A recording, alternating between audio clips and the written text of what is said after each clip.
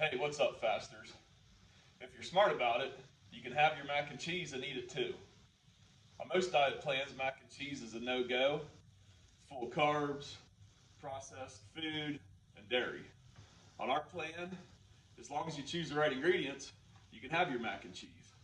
So we start with the noodles. We use a red lentil noodle of some type or a chickpea pasta.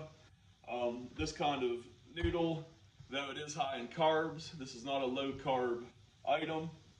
It has all the vitamins and minerals that we're looking for from beans. So the only ingredient in this is red lentils. So there's no additives, no fillers, nothing else in this except for beans. So we start with the beans. For the cheese, I'm going to use the queso that I did a video on the other day. So the queso is, of course, mainly cottage cheese. That works for us because the main protein in cottage cheese is casein and not whey. So this does not spike your insulin. I am going to add a little bit of Colby Jack. In this case, you can add whatever additional cheese that you want. Pepper Jack, cheddar, Munster, all work great. And I'm going to put some sea salt in the water, and I have a stick of grass-fed butter.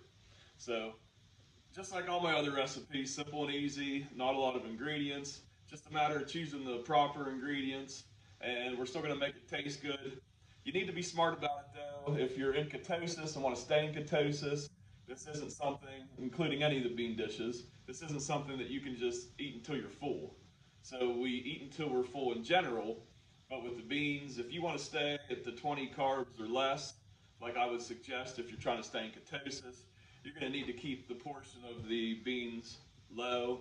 So the mac and cheese, you're going to want, a half of a cup of the mac and cheese, and then fill up on the vegetables, the eggs, and the protein.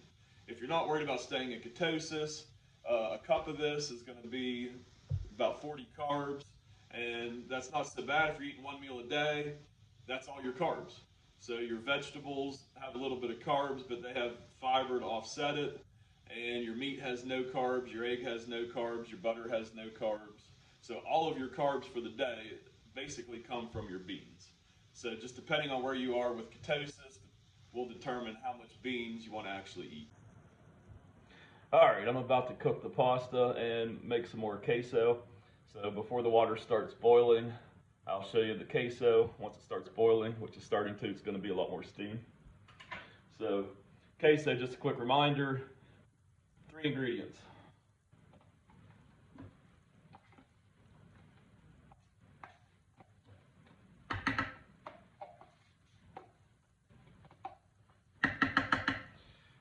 Cottage cheese. Taco seasonings.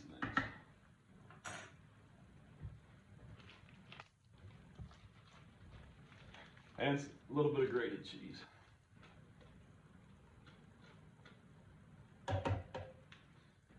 That's it. So I'll get that mixing. I'll blend that for about 3 minutes. Now in my boiling water here, I'm going to add my salt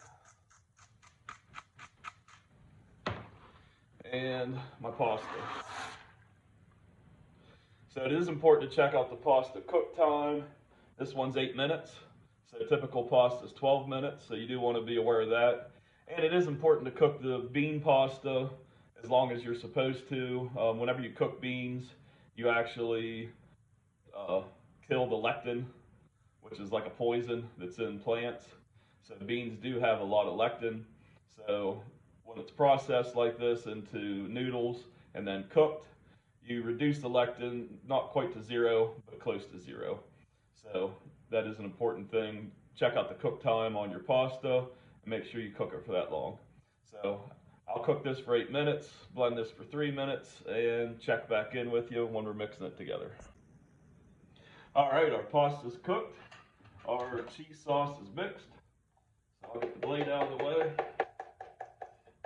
And I mixed for 2 minutes for the cheese sauce. It gets extremely creamy. It does not taste like cottage cheese at all, so if you're worried about that, you don't need to. It actually reminds me a lot of Velveeta. want to say. And then we just mix. So we'll take a look at how it looks. I didn't cook the cheese sauce. It melts into the noodles. They're nice and hot. So I add a little bit of my grass-fed butter, get a little more creaminess. The noodles are already salted, so there's not really any need to add additional salt. And I'll give you a close-up here. So as you can see, our sauce is extremely creamy. And I'll let this cool down and we'll take a look at it. Let's take a look.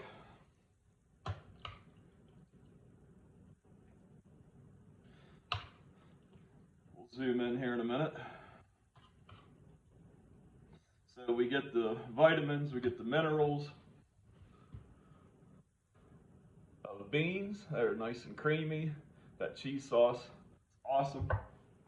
So beans give us vitamins, minerals, a lot of fiber, and some of the fiber is a prebiotic, and the health benefits of beans outweigh the carbs. You just have to manage the carbs.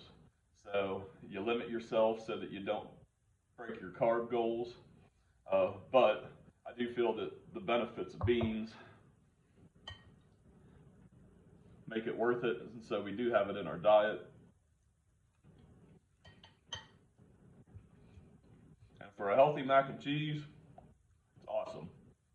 So feel free to change it up, feel free to add spice, feel free to top it with lobster, pulled pork, chicken, whatever you like, and have fun with the diet.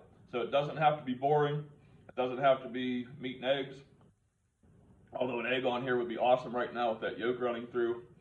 So thanks for watching my video. Check out my website, listed here below. Happy fasting.